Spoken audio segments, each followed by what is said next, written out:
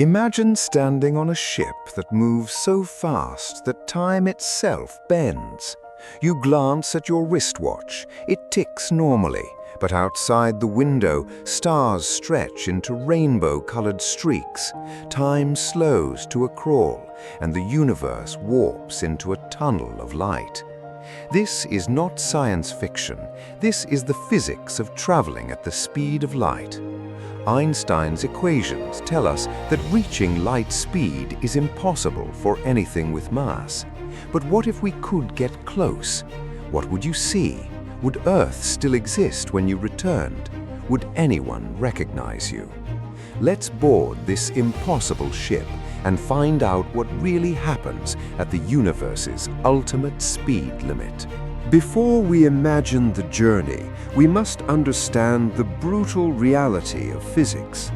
Albert Einstein's theory of special relativity, published in 1905, gave us a cosmic speed limit. Nothing with mass can reach the speed of light in a vacuum. It's not a law that can be broken. It's a law built into the fabric of the universe. Here's why. As an object moves faster, its mass increases. At 10% of light speed, the effect is tiny. At 50%, mass increases by about 15%. At 90%, mass more than doubles. At 99.999% of light speed, mass becomes effectively infinite. To accelerate an infinite mass to light speed would require infinite energy. That's not a technical limitation, it's a fundamental property of space-time itself. But here's the suspense. Physicists have already accelerated particles to 99.999999% of light speed in the Large Hadron Collider. Protons in the LHC travel at about 299,792,455 meters per second, just 3 meters per second shy of light speed. At that velocity, time dilation becomes enormous. A particle that would normally decay in 2.2 microseconds lives for minutes. But those particles are microscopic. What would happen to a human being? The answer is both beautiful and terrifying.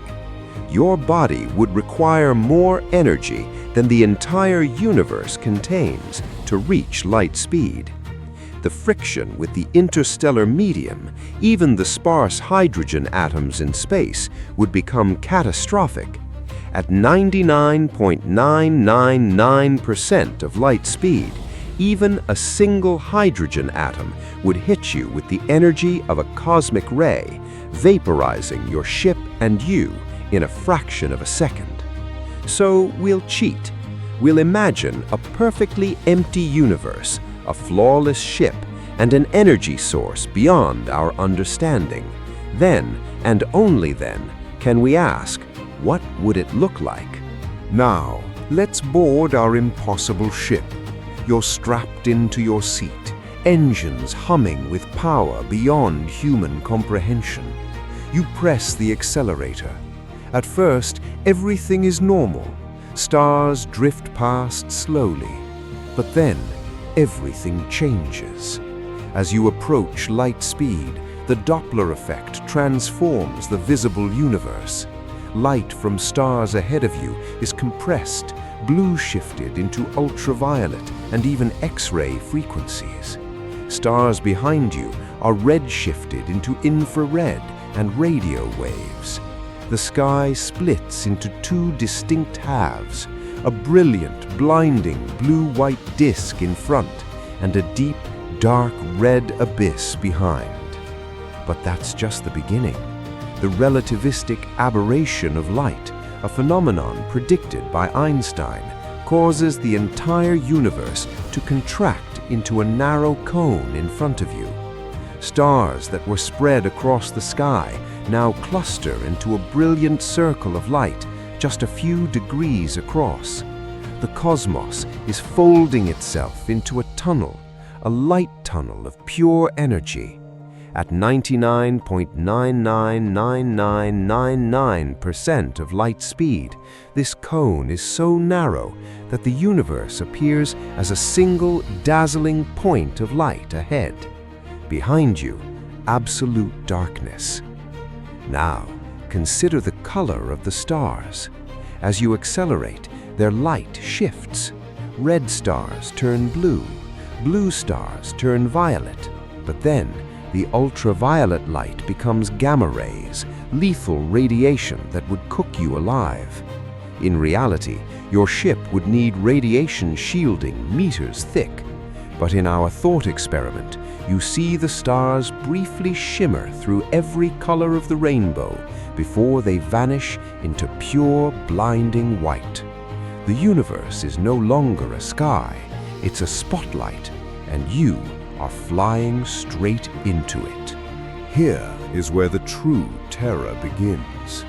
Einstein's relativity tells us that time is not absolute.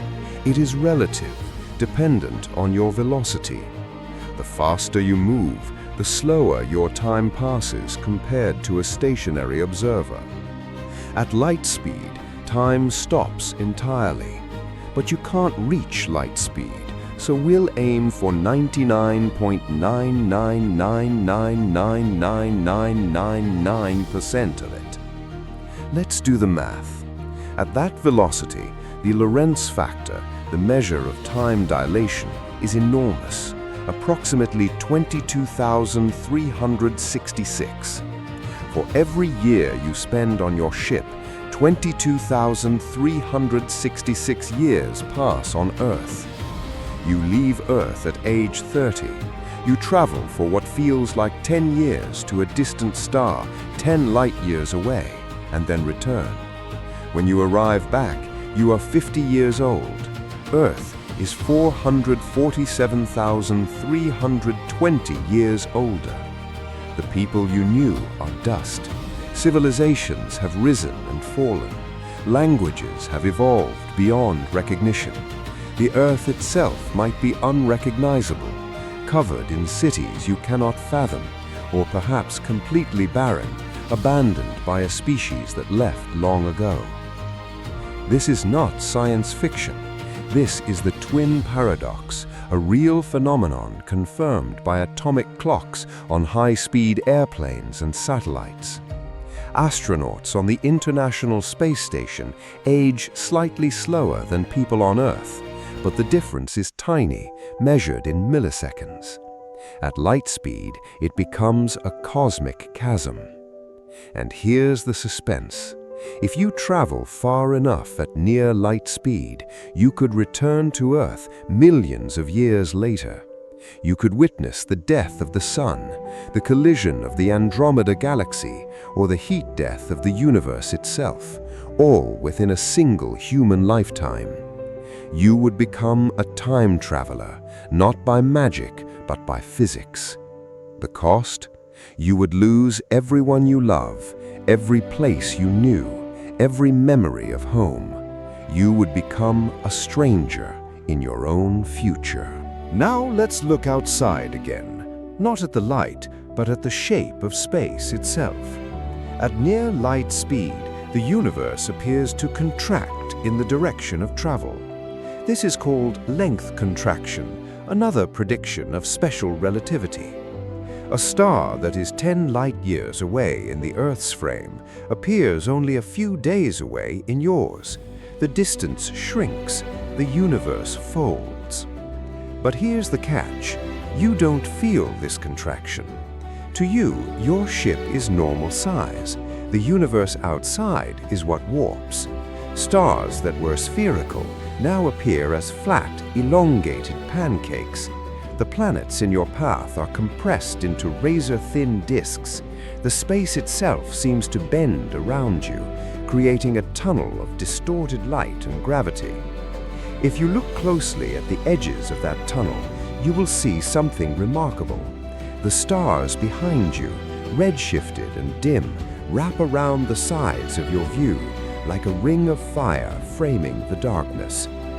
Now imagine you pass near a massive object, a black hole or a neutron star. At near light speed, the gravitational lensing effect would be magnified beyond comprehension. The black hole's event horizon would appear to bulge and twist, its image distorted by your impossible velocity. Time would warp even more. The black hole's gravity combined with your speed would create a gravitational time dilation that could slow your time to a near halt. You could literally watch the black hole's accretion disk freeze in time, a frozen whirlpool of fire locked in your frame of reference for eternity. The universe is no longer a place, it is a fluid, a malleable, warped, contorting ocean of light and gravity, and you are surfing its most extreme waves. Now let's consider the hardest part, the return. You've spent what felt like a few years traveling to a distant star system. You've seen sights no human has seen, alien planets, strange nebulae, the birth of a star. But now you decide to come back. You turn the ship around and accelerate home, but the universe you return to is not the one you left. Because of time dilation, the Earth has aged at a different rate.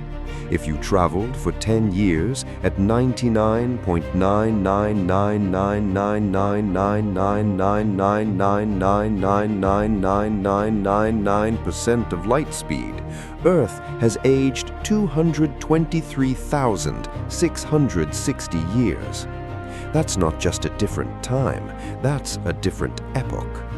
The continents have shifted, the climate has changed, the sun might be slightly hotter, the constellations are completely unrecognizable.